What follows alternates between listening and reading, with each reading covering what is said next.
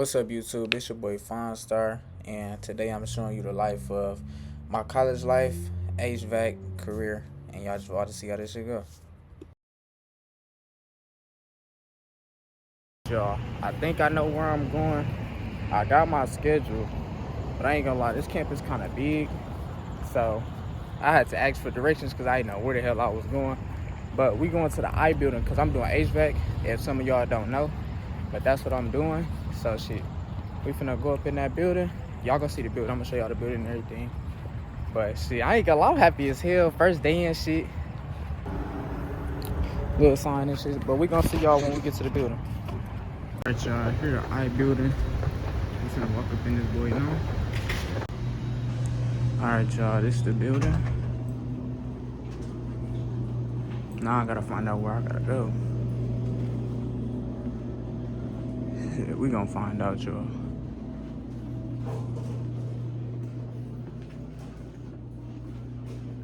Oh, we found the room. Had to get a little help, but we found the room. Oh, that's because Demetrius is in here. Okay, so we're just now missing one person. Do any of you brand new people, new students today have any prior heating experience? A little bit. Work there still. Okay, what about you? I had did an apprenticeship in high school and got a certificate for it. So you worked with somebody, or Yeah. like just some training in high school classes, or We had worked it with a company, but I forgot what the company is. I still got the certificate though. But okay. It was junior year though. Okay, anybody else? Where did you work at, Jamaro? I work at Monroe Equipment. Oh yeah, you told me that this morning. Monroe Equipment is a wholesaler of HVAC parts, residential. So I did a little bit of residential, 12 years of refrigeration, and 18 or 19 years I've been doing commercial. That's a little bit about me. We're gonna start out with, in this class, we're gonna start kind of slow because we always start off at the basics. If you end up in heating, so if this is heating fundamentals, and there's another heating class that John teaches, and I think at night it's every Friday for 16 weeks, but don't quote me on that. He touches on oil furnaces, and I start out with a little bit with electric heat, but we both, we'll cover mostly gas furnaces, but for the first week or two here, I'll be talking about electric heat a little bit. All the parts that I have up in the front of the class are parts for furnaces. So the first thing is I'm just gonna try to be like, so these are gas furnaces. I'm just gonna familiarize you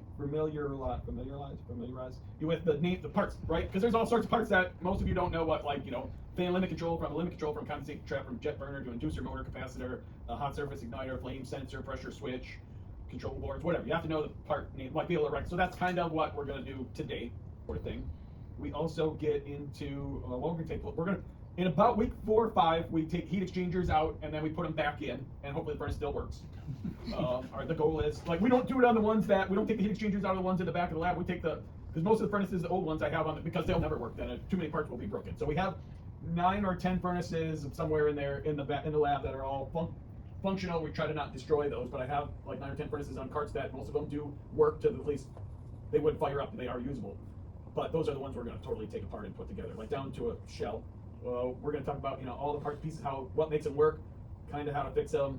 Once you take it apart and put it back together, the difference between a 70 and 80 and a 90% efficient furnace, standing pilot versus hot surface igniters versus spark ignition, a lot of the details like that. Boils out given enough time sometimes. So if you do not have a drain trap and you have a metal vent pipe and you still have a pressure switch and exhaust fan, you have an 80% efficient furnace. There's a few less parts. So it means the amount, and by 80% it just means you're 80% of the gas that is being burned in the burners, coming through the burners, 80% of that we're getting heat out of, and 20% of the heat going up the chimney. A 92% furnace means that 92% of the gas is being used for heat, and 8% is going up the chimney.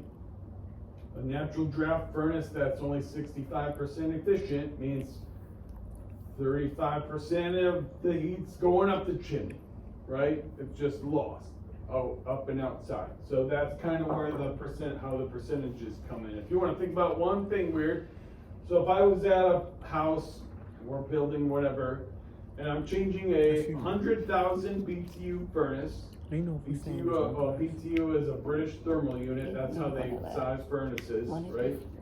1 BTU is the amount of heat required to heat 1 pound of water 1 degree. So say I have 100,000 BTU input, and it's 70% efficient. I only have 70,000 BTU output. So that furnace is like, pretend it's 30 years old. And I looked at it and I said, oh, it's 100,000 BTU input, and I'm gonna put in a brand new 95% efficient furnace. I'm gonna get 100,000 BTUs because the old one I'm taking out was 100,000 BTUs. That was there forever, but the output is 95%. So now I'm 25% oversized because now I have, now instead of 70,000 BTU output, I have 95 output, and the thing's gonna turn on and shut off in 5 minutes, and it's gonna like, They're just gonna be switching runs and shit. So it's something to be aware of, the you have to just be able to recognize the size of your furnace, what is it? You know, the gas furnace is 70% efficient, 80% efficient, 90, and it goes 90, 92, 95, like the highest ones are like 97, 25, 98. Describe electrical hazards and furnace procedures. Explain lockout, tag out. Procedures, demonstrate knowledge of proper tool use. Identify the types of fire extinguishers, Y'all, keep in mind, it's the first day of school. He's smacking me with work the first day of fucking school, bro. We had to do a whole page of what y'all see right now. Then we had to do a fucking quiz, take apart the furnace, figure out what parts they were. This college life is different, bro. Importance of CPR and first aid training, list of various types of fire extinguishers, describe the dangers of carbon monoxide. Carbon monoxide. I think it's an electrical burn. That's a screw sticking out. Whatever. Possible hazards. Oh, maybe you were right. It is a spill. What is that? Yeah, that's the light. Oh, that's the light above it. I'm like, what? Yeah. Okay, somebody spilled their coffee. Yeah. So obviously these are, the wires are uncapped, the cover's not on there, this one's screw sticking out. Hard hat, safety gloves, glasses, earplugs. All I would really appreciate is if you wore some safety glasses. If you have like non-safety rated shoes in here, maybe I just won't pick you to move a furnace or something, because you're probably not going to drop anything in your foot, but you could. What would you say is the best place to get this stuff at? Like Home Depot or something? Well, Home Depot definitely have safety glasses. Any hardware store will have them. I don't know. I get them for free, but I can't get 18 pairs. Like the place that I work at usually have them sitting right there. I mean, I bring some in, but they always disappear. Amazon will get them to you by tomorrow. Just type in safety glasses if you know somebody with an Amazon account. Yeah, otherwise just step at any hardware store, Home Depot, Menards. Okay. They'll have it. But otherwise, yeah, you will feel absolutely nothing, and it will be powered. If you are, I'm wearing rubber-soled shoes, and I'm not completing a path to any other metal object to complete a path, right? So, point is, always assume the wires are live. Try to be super careful out there. I haven't had anybody else. I've only had one kid electrocute himself in here a little bit. And I said to him, do not plug that in until you screw that outlet and switch in that box and use a GFI. Was it Caleb? No, it's like 2 or 3 years ago. And he plugged it in as soon as I walked around the corner, and he went to pick it up and move it, and he went, and he dropped it right away, but only for like 5 seconds. And he's like, yeah, I should have listened to you. I know what you're talking about now. I'm like, yeah, this is real good, didn't it? Yeah. I've been joking. Did his hair spike up? I don't know. I was around the corner, but he said he will not do that. He will use the GFI, and he should have listened to me, is what he told me. So I'm not sure if his hair stood up. But, okay. Yo, we finna finally get some action up in this motherfucker. We finna turn on the furnaces. And I'll show everybody where they are. And then, Miles, why don't you and this guy with the hat right here, Jack, is it? Yeah. This is the off position. So this is on. Now that I turned it on, all those furnaces on that perimeter will have gas. So I'm just saying, if you're one of the last people here and you're walking out, don't be afraid to turn it off. Like if I'm just walking around putting stuff away, okay? So that's our main gas feed. That one feeds that furnace, these two, this one, this one, this one, and this one. And then there's another one over here that gives gas to those four. Okay? So if you're like one of those, so now the gas is out. So the other thing is most of these furnaces are labeled 1, 2, 3, 4, 5, 6, 7, 8, 9, right? So in this breaker panel over here, the single pole breakers, meaning those skinny ones, because if they're a wide one, they're for the air conditioners. That's 220. If it's a skinny breaker for the one, it's 120. So furnace number 2 says furnace number 2, that's that one. You got to make sure that's on. And then you got to find the thermostat that says number 2. You got to press heat and then turn it up to like 80. So there's no question that should call, right? We turn it way up. So basically you need to find the circuit breaker, and then all furnaces have an on-off switch. So that switch needs to be on, the breaker needs to be on, the thermostat needs to be turned to heat and turned up. And the gas needs to be on, and then it should start. So if the guys that I told to give one a test, if one of them doesn't work, then let me know, and that way I can look at it on Wednesday before class. So I'm just gonna try to, sometimes there's loose wire, or John manipulated something, or whatever. Because they've been a few months since I tried them. This is normally shut, right? This bypass? That's open right now. I know, but it's normally shut. But for this inlet outlet? Yeah, no, that needs to be open to feed those for. Oh. The green handle. Okay? So the rest of you, and so we'll work on these. These are like this along this wall is what we normally work on, but we'll work on these more. So just so you know, okay, here's the other thing. There's a switch right here. This switch kills everything for like 120 volts to that panel. So all these, none of them will work until this switch is on. So that switch goes on first. We turn the gas on, we turn the breakers on, we turn the switches on, we turn the thermostat to heat, we turn them up, and then they either work or they're broken. So the rest of you can either look at these furnaces. There's this one. How about you two, since you're both right there, try to figure out the parts, call it D, and then you two. What's up, man? Right Hey, there. what's going on, bro? How you been? Good. How about yourself? Man, I'm being good, but how you feel about the first day? What's your name? It's pretty cool. I'm excited. You excited? Yep. Gain more knowledge than I'm already getting. No, for real though, I got some notes, you know what I'm saying? So this pressure, whatever. You said number 7 called the pressure switch. Yeah.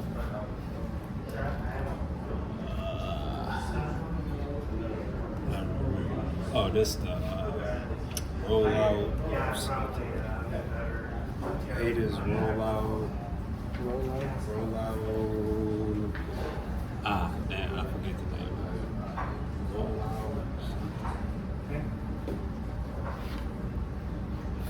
6 is the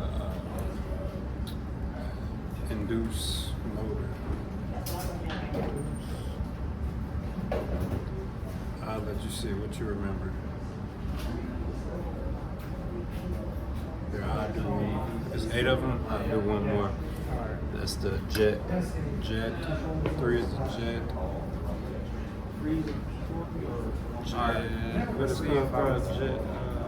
I think it is just called the jet, the thing that just put out the straight fire like this. Jet blower. I'm putting jet blower. You know what the hell I'm talking about. Jet blower. Okay, let's see if I was paying attention. Yeah, let's see. Okay. Oh no, I'm sorry, that's 1, not 3. I remember the other thing he said that it was called a ribbon. The longer one, a ribbon, the one that's just like this. Ribbon blower. Yeah, the ribbon blower. Where you sit at? And it's unit D too. This unit D is not A. You go unit A. This one is This is unit A. This is unit D.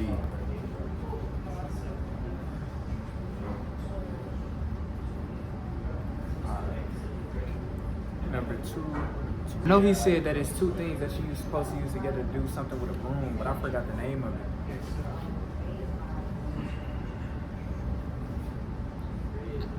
Damn, I ain't gonna lie, y'all. I forgot the name of this.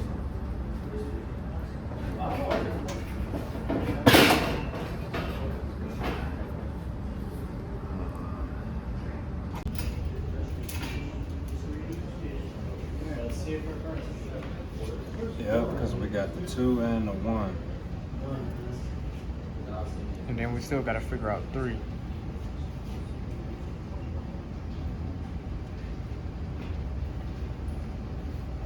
Y'all, this what HVAC look like. All hands on. Well, what the? It's called manual.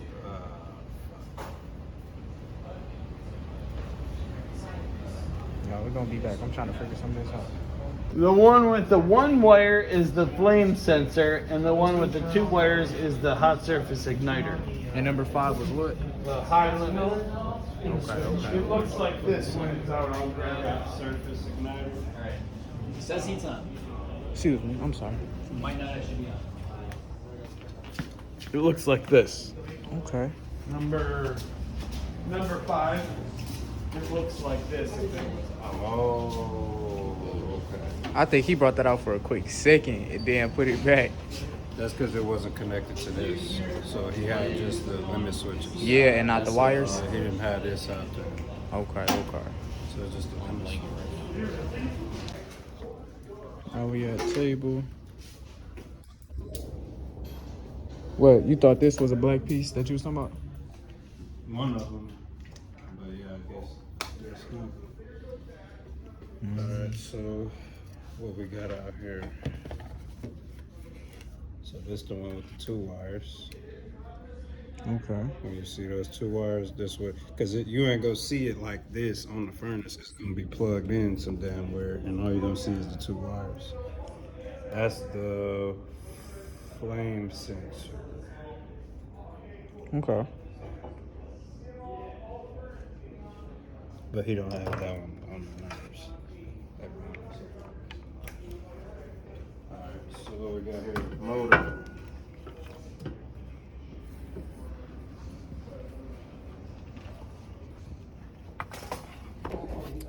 All right, y'all. That was the end of the vlog. First day at HVAC school, and shit. I got Tuesday and Wednesday, and then I got next week. So I just want to appreciate y'all for watching the video.